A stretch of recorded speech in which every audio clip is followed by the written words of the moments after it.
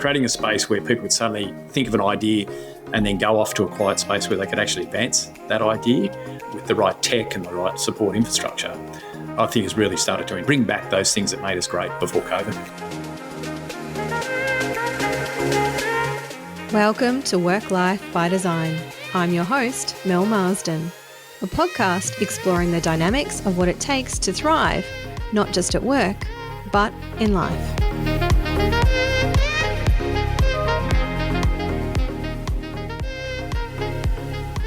Today is a very special episode. We are going to take a deep dive into a workplace project that COMUNiTI have recently wrapped up with our client Northrop, a national engineering consultancy.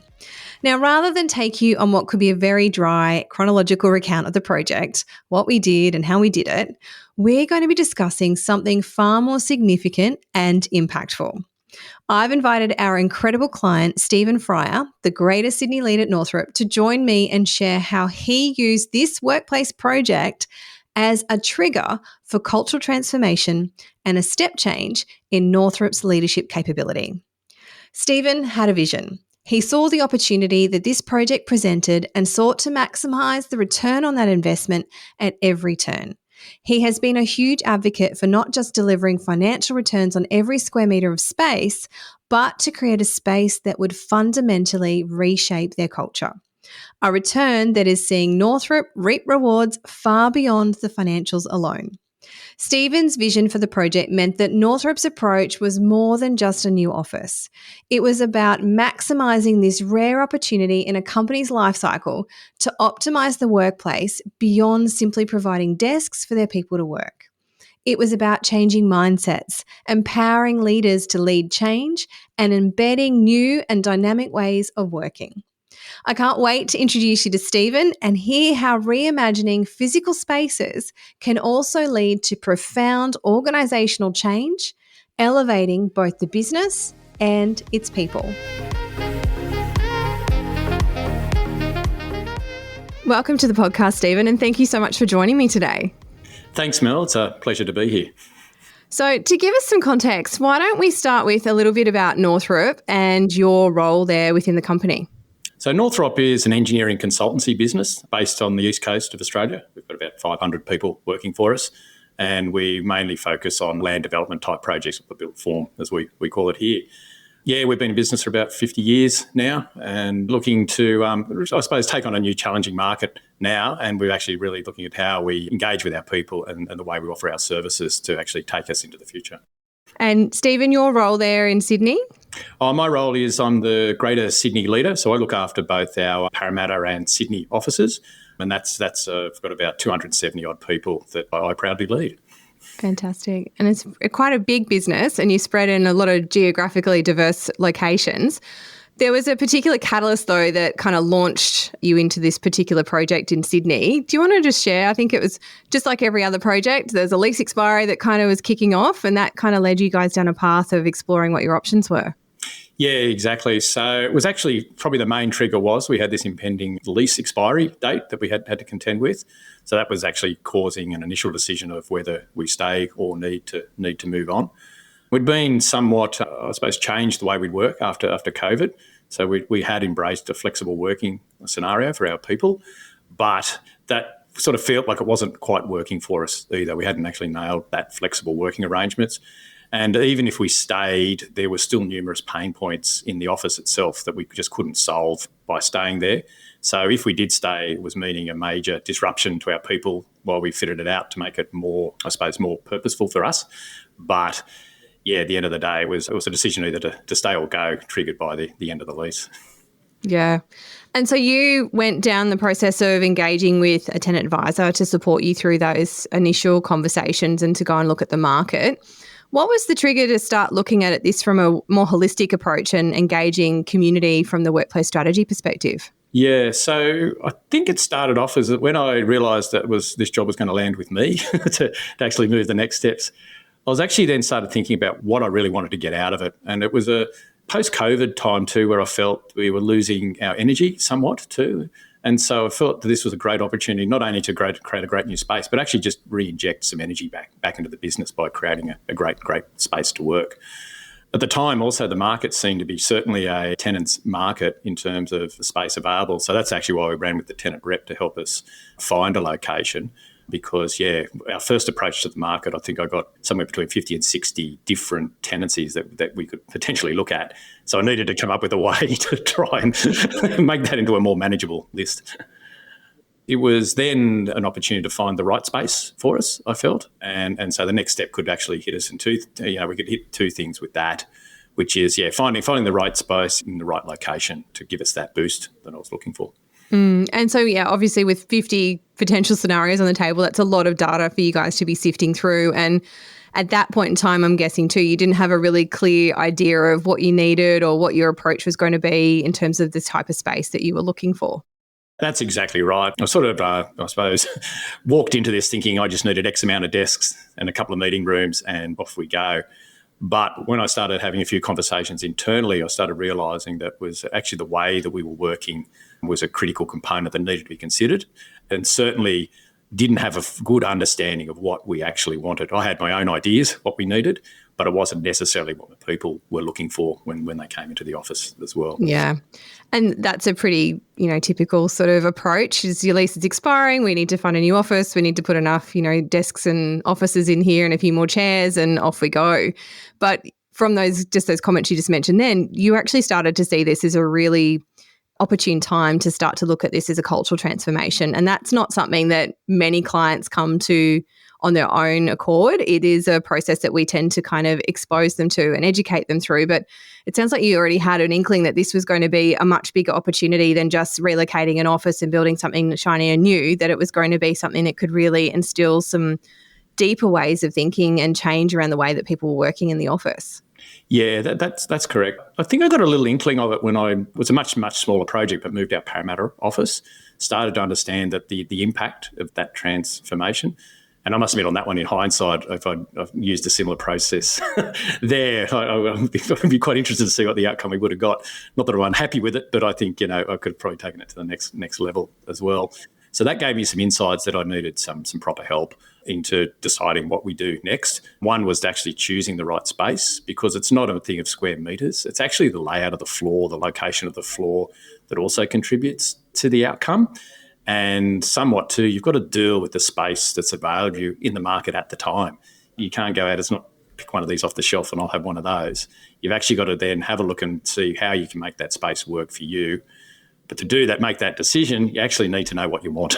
And that's where you came in with COMUNiTI, Mel, was that you helped us understand what we wanted and what we needed to take this step.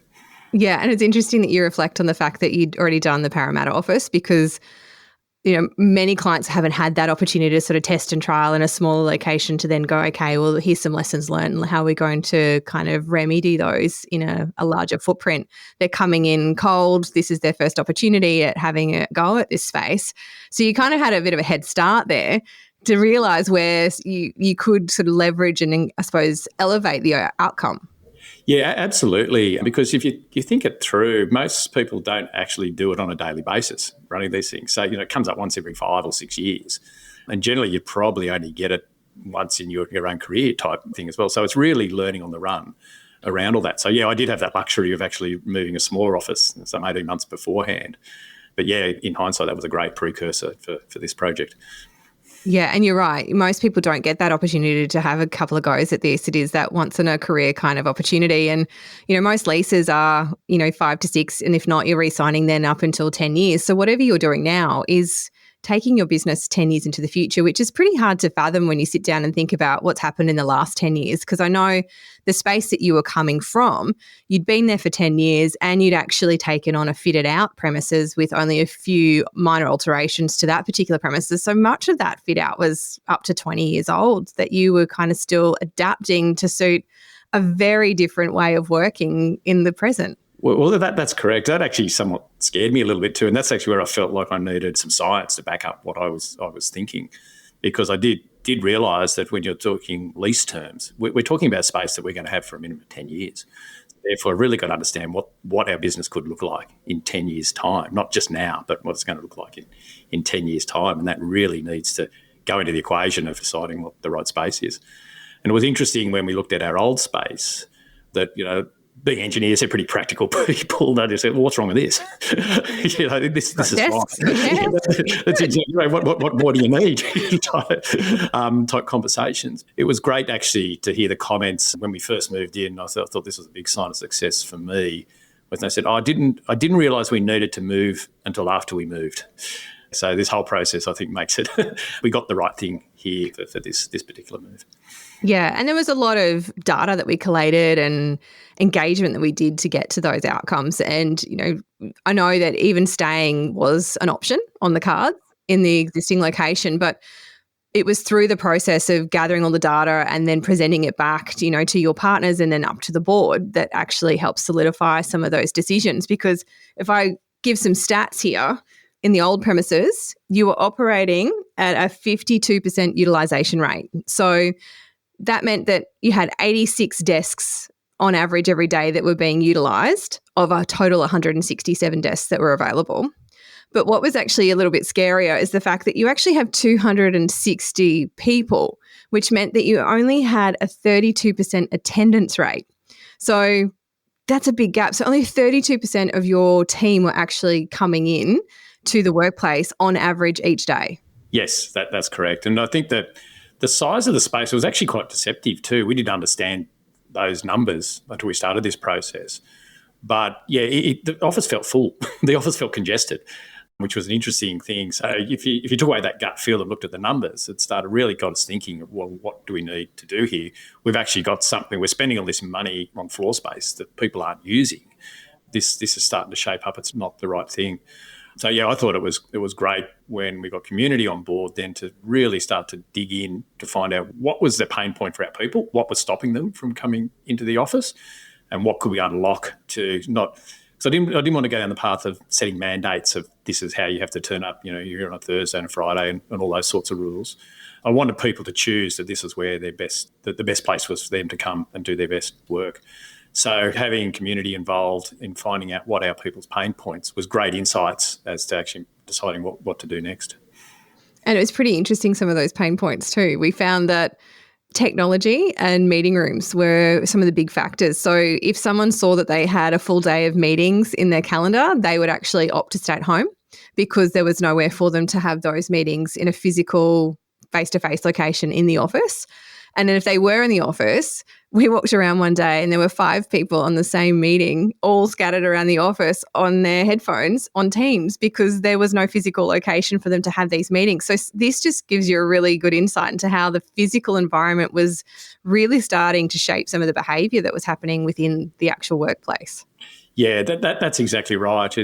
And then that in turn, even the Teams meetings was with engineering. There's times where you need focused work. You actually need to concentrate on bodies of work uninterrupted, and the current layout just wasn't allowing that to happen. We were still quite cramped. There was, your colleagues sitting in the neighbouring workstation could be on a Teams call, which is quite loud and disruptive.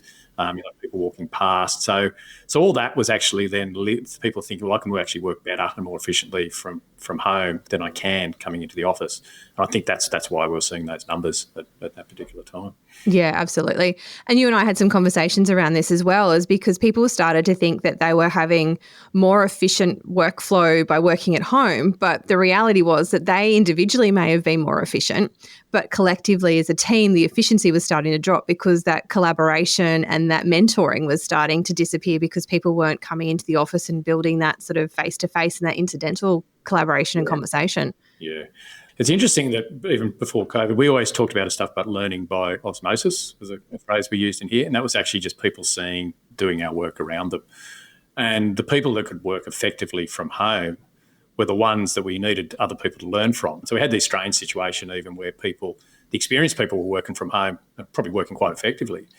Our younger people were wanting to learn and take in new things were coming to the office. So they were there by themselves, or this senior cohort was off working from home. So there was a complete mismatch.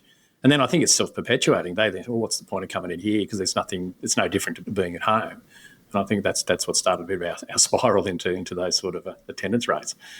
So yeah, absolutely. And it all feeds into the culture of the organisation then too. So it's really interesting to watch that knock-on effect, that domino of what's happening when we've got sort of a real bottleneck that's happening within our physical environment and the impact that that's having on the rest of the business. Yeah, so that it was all that, and once then it helped me really understand what my vision was. Once I started to understand those pain points, what the vision should be for the office move, and it fundamentally came back is to creating a space where people would choose to come by their own volition, and they feel that they can do their best work once they're here.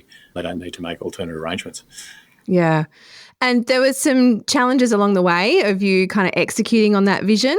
Some of it was around the number of desks that we were going to need. So we did a number of scenario modeling based on the data that we had been collecting and looked at what the impact of that was going to be in terms of total square meterage requirements. And we went everything from everyone gets a desk, and we had you've got a pretty a strong growth horizon too. You're looking to achieve 350 people over the next 5 years.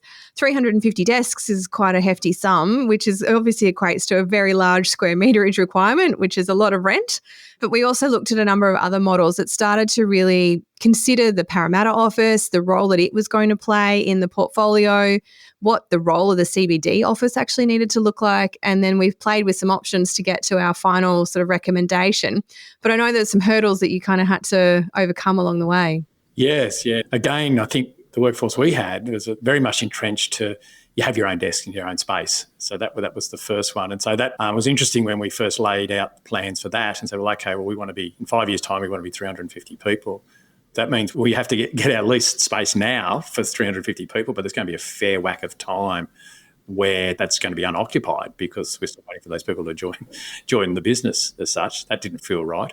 And that was actually one of the big advantages from this was the commercial reality of making a flexible workspace work is because there's some great commercial benefits out of it if you can get it right. So not having to lease an overly large space, it's got some incredible commercial advantages for us. And I think any consulting firm would find that rent or leasing cost is probably a significant cost in running their business. So optimising that was a good thing for us commercially. When we went back to the numbers and looked at what people did at their workstations, there's a natural thing too with engineers. We need to be on site.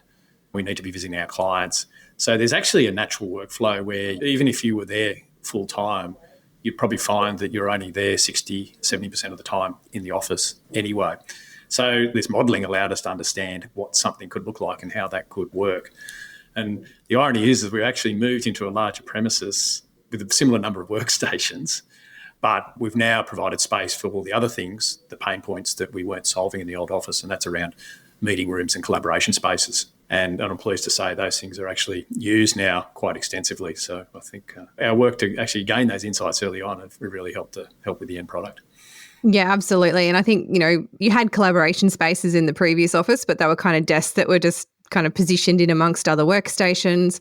Your cafe was right in the middle of your work area, and so there was no boundary, and so events and things were really disruptive to other people. There was nowhere to go and have a quiet conversation. You had sort of these two little nooks with no doors on them that people could kind of hide away in, but they weren't functional for the type of work environment that you were trying to create. So there was a few of these sort of friction points that were really driving the way that people were actually working in the work environment. But you also wanted to get really clear about what you actually wanted the physical workplace to be, because as you just said, as engineers, you want to do very focused, deep work. A lot of that was happening at home because that's where it made sense for it to happen, which changed the requirement and the need and the purpose of what the actual physical workplace needed to support. So do you want to just talk to that a little bit? Yeah, that's a good point. So consulting engineering is a bit weird or a bit strange where you need periods of time where you need the deep focus in isolation, but a lot of our work actually relies on extensive collaboration, not only with clients and other people working on the project, but also amongst ourselves, because quite often we've got large teams that are delivering these engineering projects. So we need an opportunity for these teams internally to come together and share ideas and actually nut out solutions for the way forward. And we found that was not happening in our old office because it was very clunky. Like people were trying to have online meetings. It just didn't seem to flow. And then sometimes the bright ideas just happen just walking past in a casual chat, not necessarily in a formalised brainstorming session. So creating a space where people could suddenly think of an idea and then go off to a quiet space where they could actually advance that idea with the right tech and the right support infrastructure, I think has really started to bring back those things that made us great before COVID. Yeah, which then shifted the need for what kind of spaces actually were in the office. And you said, you basically moved into an office with the same amount of desks for a much larger growth horizon. But we have all of these ancillary spaces. So you've got multiple different collaboration spaces that are both suitable for clients, but also just for general team interaction.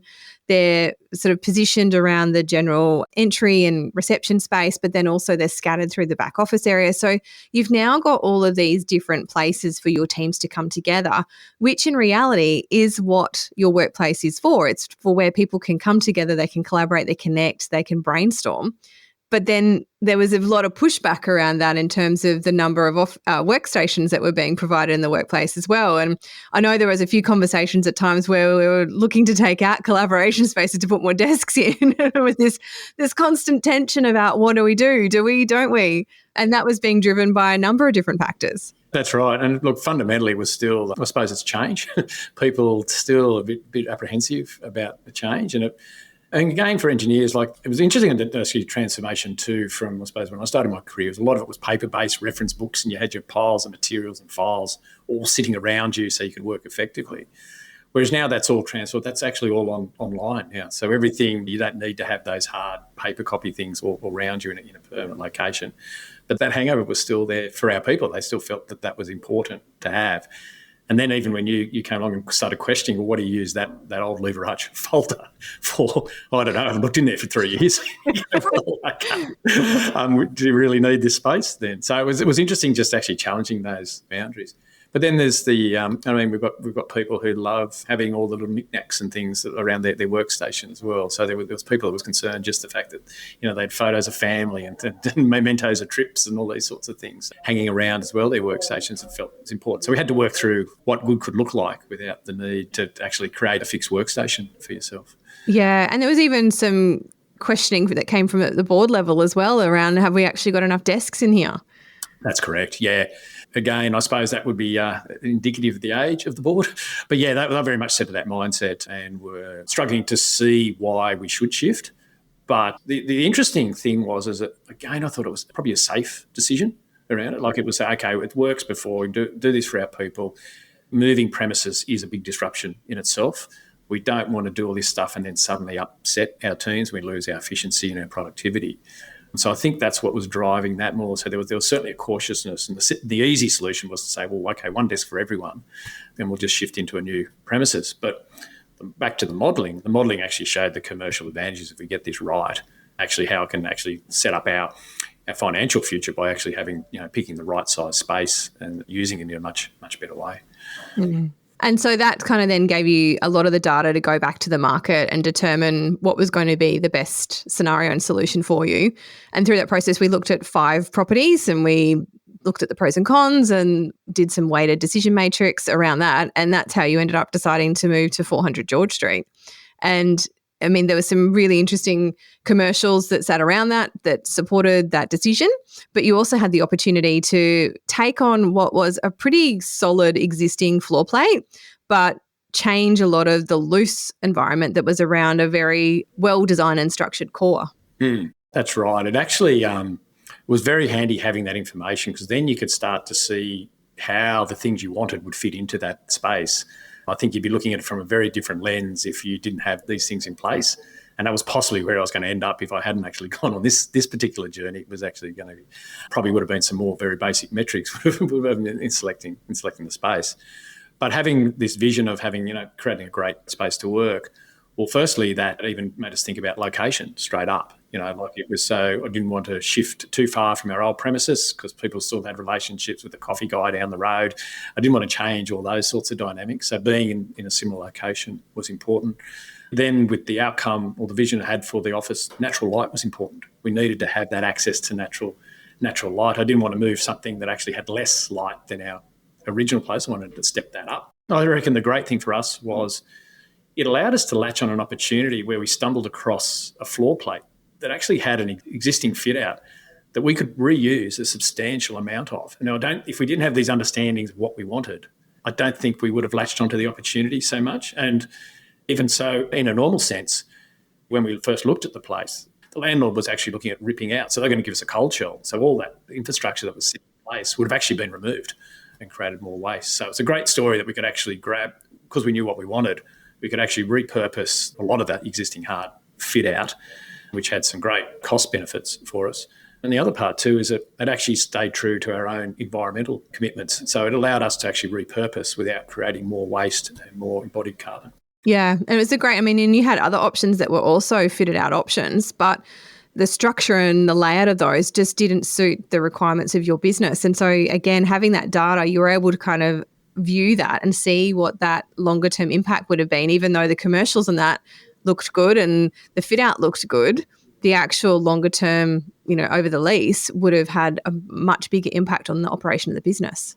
That's exactly right. I think you would have spent a lot of money retrofitting anyway once you moved in and trying to make the space work. So I don't think you could go and just move straight in and it'd be a smooth transition. I think we got the balance right here. We took an existing fit out, made that work because we knew what we wanted, and then built all the new parts that were important to us and we needed to have. I think we had a great balance of all those factors. Yeah. Now, building it's one thing, but actually bringing everybody on the journey with you is a completely different scenario. And again, you had a very strong vision about what you wanted to achieve through this whole process, and the fact that it wasn't purely just about another construction project and we're going to build a new office. You were trying to use this as a real catalyst to transform the ways of working and the culture within the organisation. You'd been through a restructure just prior to us starting working with you. So there was a lot of change that was happening in the business. So this was really going to be an opportunity for you to kind of bed down a new way of the way that Northrop and Sydney was going to lead going forward. Yeah, that's right. We're coming in with an interesting time with our people because they'd already been through a lot of change. And so a lot of the structures they were used to had changed somewhat. And so this was another one. And again, that was coming from the board too, was that they were nervous, I should say, about another change which could adversely impact our people. So it was important to take our people on that journey of how we were going to, why we were doing this change and what was the catalyst for these things, and also let them embrace our vision for the office as well. And we brought them in that entire process. They had a lot of input into what was the new workplace we're going to provide for them. There was a lot of say that they had, which meant that they were not just having this thing imposed on them. They were actually part of the solution and the creation of that.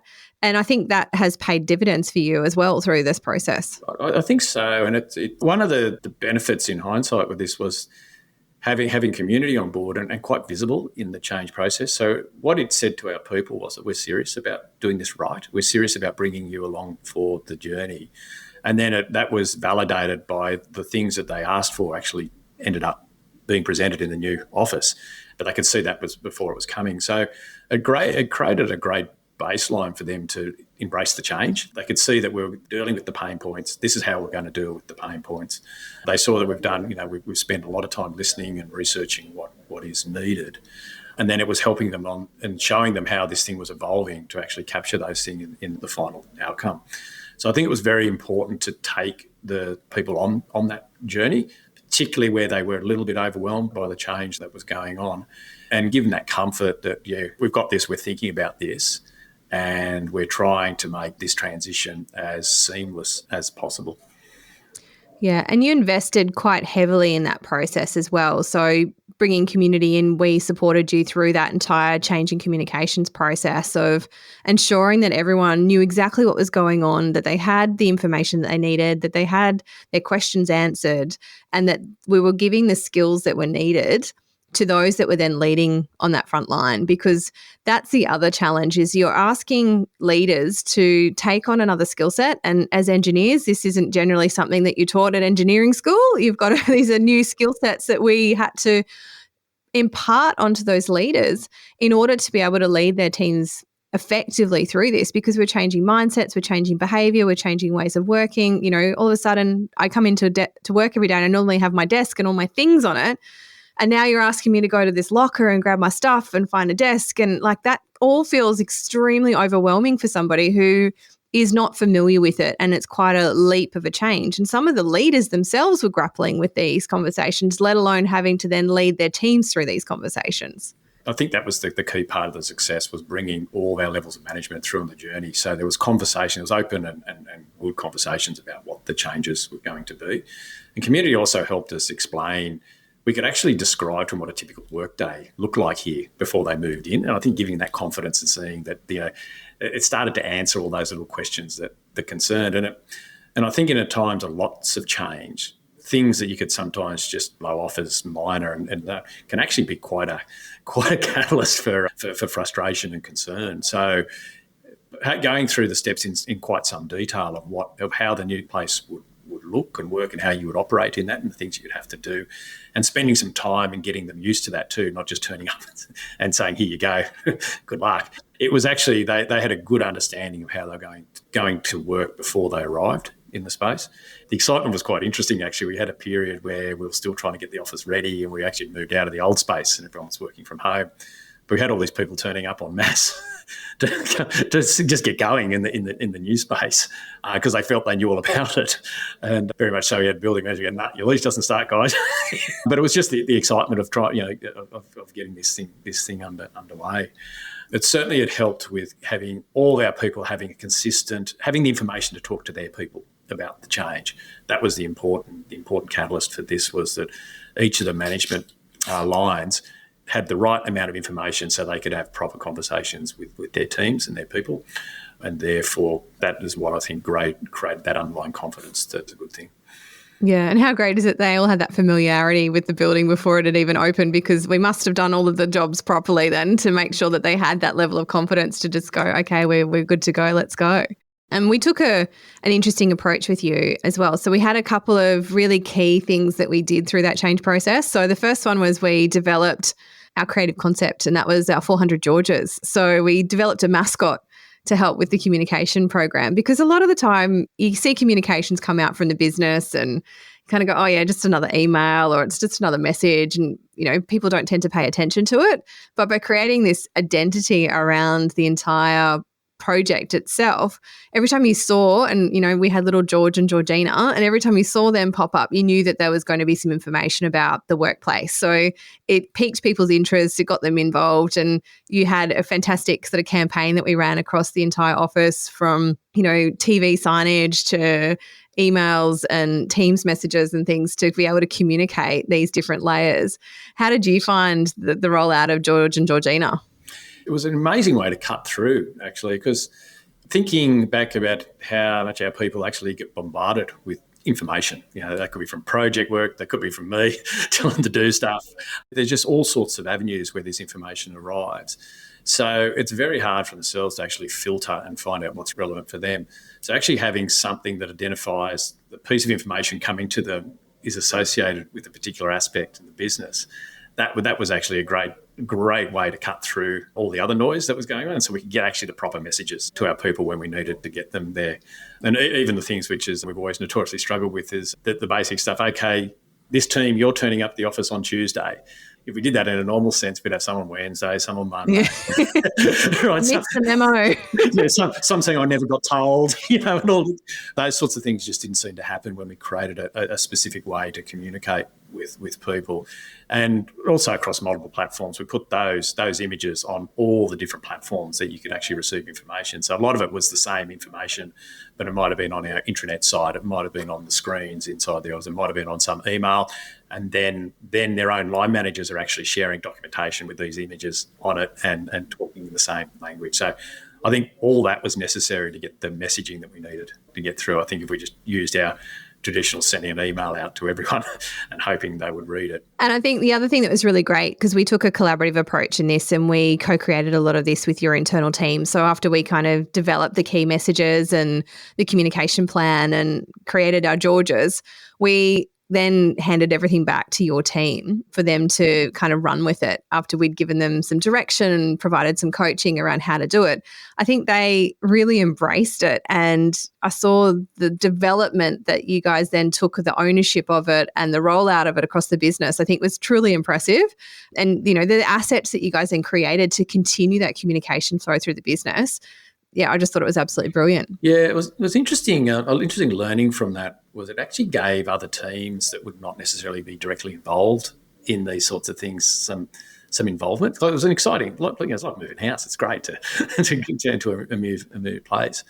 And it gave the opportunity for our marketing team to be directly involved and pivotal as to the messaging that we're trying to get out. And so they really just latched onto this opportunity and did a great job in guiding our people through the messaging of what was coming up for them. Yeah, absolutely. They did a brilliant job.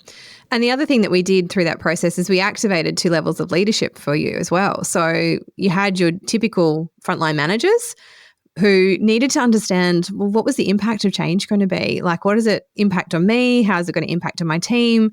Actually understanding and acknowledging what that does to us physiologically, emotionally, and then how that's going to show up in our day-to-day work, but also then activating your next layer, your future leaders. That was the other bit that I found extremely exciting, because we got to identify your next cohort, your next generation of leaders, and really invite them to step up in this process by giving them, first access to information, giving them direction on how to go out and communicate with the business, inviting them to be our eyes and ears on the ground, so that they were then telling us, what are the whispers, where are we not hitting the mark with the comms, what people are still worried about, where do they need more information, and being able to feed that back into the business. I think they were 2 things that I found really worked well from that communications perspective, and the upskilling of your existing leadership team as well. Yeah.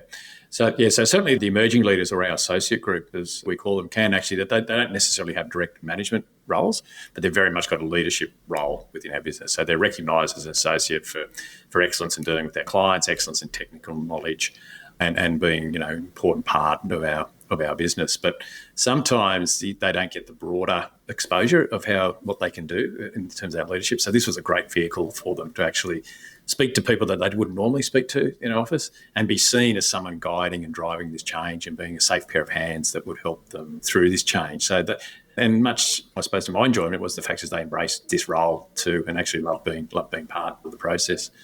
Yeah, it gave them a framework to actually go out there and have those conversations. And I think that's a really important factor as well, because one of the things that we identified through those earlier engagements right back at the beginning was that there were some people within the business who weren't coming into the office on a regular basis, and that there was some stickiness from some of the leaders as to how to address some of those conversations. And I think that through this process, their confidence in having those more challenging and difficult conversations elevated, but also I think that shifted in terms of how people are actually utilising and engaging with the workplace. What's your thoughts on that? Yeah, I think that became obvious, because if thinking back to our normal approaches, we'd expect these people to have, particularly our line managers, to have these conversations with the people, but then quickly realised that what we'd been doing is actually, they had to actually make up the narrative themselves a lot of the time. So the message was changing depending on which manager was delivering that message. So I think the framework we provided the background, the framework and the structure of how to deliver this message, which in turn then gave them confidence to have these decisions. And these people are pretty busy as well, just delivering our normal project work as well. So it gave them relief that they didn't have to go and invent the comms. We'd give them that framework so they could then personalise it, put it into their own style, and deliver the message, which then help them build better relationships with their own teams. And I think the other thing is the fact that it's happening across the entire business. Like, they're not singling out their team. It's a uniform approach. Everybody's doing this.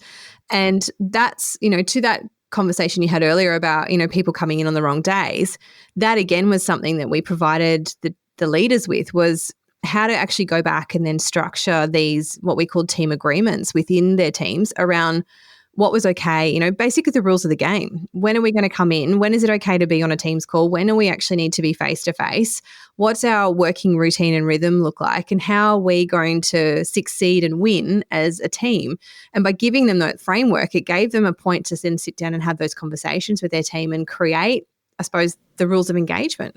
Yeah. They're having more meaningful conversations now with their teams as a result of this, and this gave them the license to have, it's okay to talk about this stuff. It's also okay for you people to push back and have concerns about this if they're not on board, and it gave them a way of managing that pushback.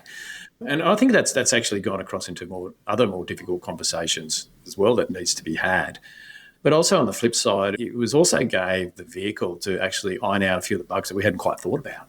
So it actually allowed that information to flow back through to us. And I think that's why we had the very smooth transition in the end, because someone was grabbing the information, looking at it, applying it to how it might affect them, and then raising important, relevant questions about those things, which actually then, when you drilled into it, said, well, that's not just that person, that could be everyone. And so it helped us solve a lot of those things before we moved in, just by that, having those good conversations around this. And again, I pin that back to the fact is that we gave our leaders and managers a framework to talk to our people about this move. One of the things I'd be curious to know, and we've had this conversation before, is as a group of engineers, there's technically a larger number of neurodiverse brains within your business. How did that information or experience surprise you, and how's that unfolded as we've kind of started to move into the space now? Yeah, for me personally, it was a significant learning curve. I didn't appreciate the stress that this could actually impact on some people. I suppose, underestimated the impact on people just by having a move like this, actually going from a situation where you like coming in and sitting in that spot next to the window, next to the people around you. And yeah, I was underestimating the importance of that. Being engineering consultancy, I do think that we may have a higher proportion of people and neurodiverse people within the business, which is great because actually we need, they do a lot of great and amazing work that make our business a success. But I think with the structure we've done, it allowed us to pivot pretty quickly and deal with those concerns very quickly. So within the first week, there was a number of people that had said, look, this is not working for me. I'm struggling with it. But they felt like they could actually come to us and say, look, we've got a problem here. We need to sort this out. And our teams were agile enough to actually deal with it and find solutions to all these sorts of things. So there's one person there that just really had to sit at the same desk. And we just came to agreement. They said, that's great. No, that's fine. You can book that desk. We'll book that desk forever and a day. But you'll just have to agree to leave it in a state that when you're not here, you're seeing clients or out on site, that desk can be used by someone else. Yeah, and isn't it great that you had been able to develop the psychological safety within the organisation for those conversations to happen, and that the teams then felt empowered enough to make those decisions on their own, just to make it happen. I think that's incredible. I mean, I think that in itself is a testament to the leadership that you've led through this entire process and how that has then trickled down and impacted on the rest of the business. Yeah, well, thank you for those kind words. But I mean, that's fundamentally our culture, is that we're trying to provide anyone who works in this business opportunity, and things like, if you're struggling with a workspace, well, we need to unlock that so you can do your best for us. Yeah, fantastic. Now, you've been in the space for just over 6 months now. What are some of the lessons that you've learned? Like, what are the things that you think have worked really well? Is there anything that you would change? What's your reflections? Well, hindsight is I could have been bolder in pushing through a vision and actually shorten the time frame this took us, because it's not as scary as it first appeared. One thing I love is we've created this our cafe or breakout space, and every lunchtime that's now full. So you'll find there's a period between about midday and 1:30 where it's buzzing full of people just coming together. No one eats lunch at their desks. They will come in and even so much too, people are actually going away, buying their lunch outside the building, bringing their lunch back in, and then sitting down with their colleagues in our beautiful breakout space to have their lunch. So to me, that's actually that's a great sign of success of the move. The other one is actually our attendance, and that number's shot up. So it's improving. It's hovering around 55-60%, which is a significant improvement from that 36 you mentioned earlier. The office feels full. Still, Friday's a challenge, but the office now feels full on any day you come in here. And absolutely, we've got a few of the long-term work from home crowd now are actually more present in the office, and that's not by any other reason but providing a new space and their colleagues telling them how great it is to work here. Yeah, because you guys have not influenced any kind of mandate or expectations around the number of days that people are coming in. It's purely self-directed and team-led. Yes, that's right. So it's certainly what works for the team is what is the right decision there.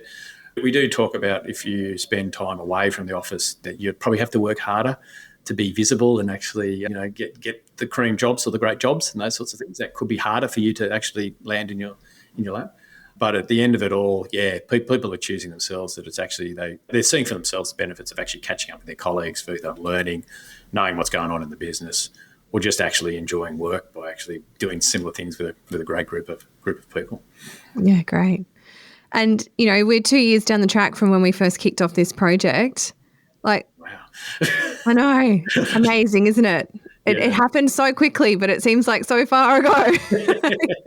So much has happened. Yeah. But, if you think back to where you were 2 years ago and where you are now, how do you feel like the business has changed, and what role do you think that your work environment is now playing in that? Yeah. So I certainly think people have realised the importance of coming together and that learning opportunity. That's been led by osmosis because it's now happening. in terms of leading the change, I'm still a great advocate of actually providing a great place to work, and that's where they feel like it meets their needs to do the things we want them to do for this business. And I think that's key. Jamming people into some sort of back office with no sunlight and then expecting lots of productivity, you're kidding yourself, is my view. And I think from the reaction to this office and from probably some of the upticks that we've had now in our own business, I'd pin that to actually creating this space for our people to do their work in. Amazing. Now, if someone else was going to be embarking on this process, because no doubt somebody who's listening here today is going to be thinking about there's a lease coming up, they've got an opportunity presented in front of them, knowing what you know now and all of the challenges and obstacles that you have overcome, what would your piece of advice be to them in terms of how they go about this process? And one of the things that I think I've witnessed you do really well throughout this process is stay true to the vision. You've played the long game. There's been a lot of short-term pain. There's been a lot of challenges and roadblocks and hurdles that you've had to jump through. But I feel like that has been significantly paid off for you for now, but also into the future. So I'm just curious to know what your thoughts are on that, and what would your advice to someone else be? For me, I think it is important to have a vision. You've got to try and understand what you're trying to achieve by doing all this. And if it's around just filling an office space, well, this probably isn't the chat for you. But for me, I think it's about the key one is give yourself time as well. Like we mentioned before, it's 2 years to get. We've been working together for 2 years on this project right now, and I think that every step of the way, like at times it felt rushed and it felt like those deadlines, but you can easily underestimate the amount of time. So the amount of time to find the right space and the amount of time to plan for the moving into that space. So I'm suggesting you need to give yourself time and say you might be looking at your lease expiry date. I think you've got to pick a time 2 years before that and start to develop what your vision would be. And then number two is I think you have to stay true to the vision. There'll be all sorts of bounces and things come with you, but I think you'll end up with something that's not quite as good as what you'd hoped it to be.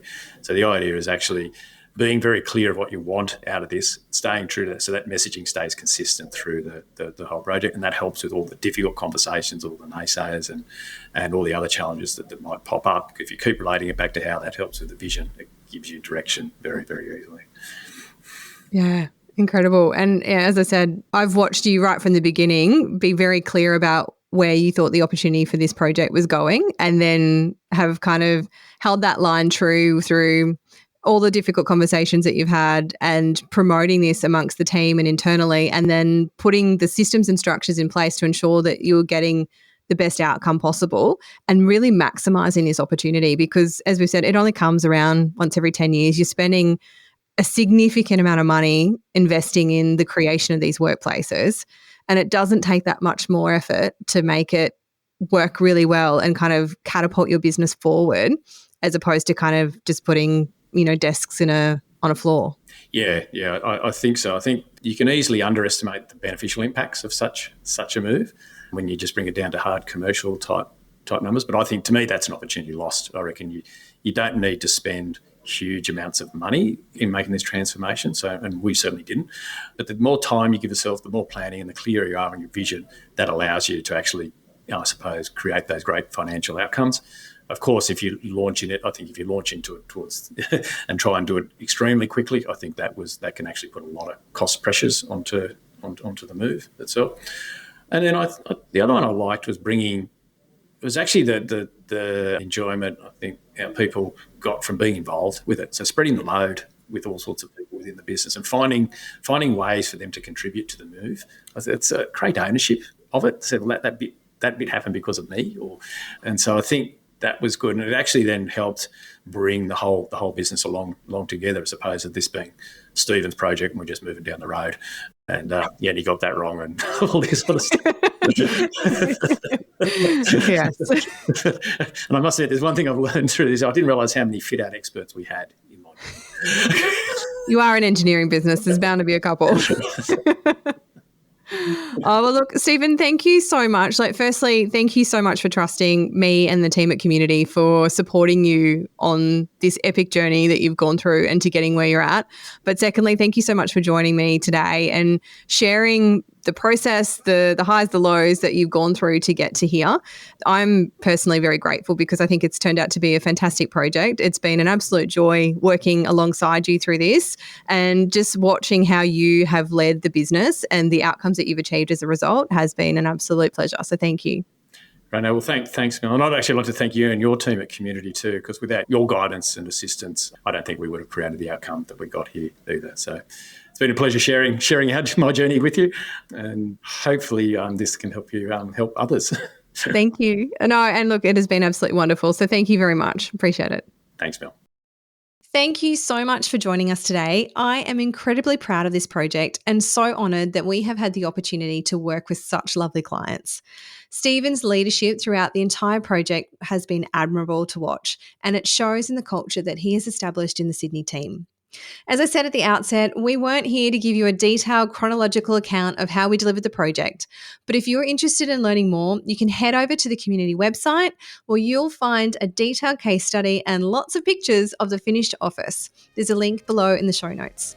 And if you're seeing your lease expiry looming and not sure where to start, get in touch. Let's chat and see how the team at COMUNiTI and I can support you on your journey.